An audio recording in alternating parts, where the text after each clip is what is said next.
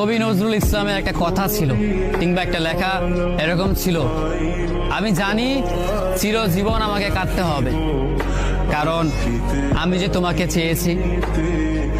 আসলেই আমি যে তাকে চেয়েছি এই জন্য আমাকে সারা জীবন কাটতে হবে, কারণ আমি তাকে কোনোদিন পাবো না, আর পাইনি বলেই আমার কান্না করতে হয়।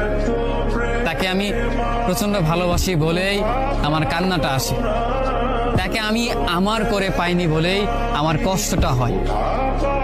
কবি নজরুল ইসলামের লেখাটা খুব দারুণ ছিল। আসলেই তাকে পাইনি বলে আমাকে সারা জীবন কান্না করতে হবে।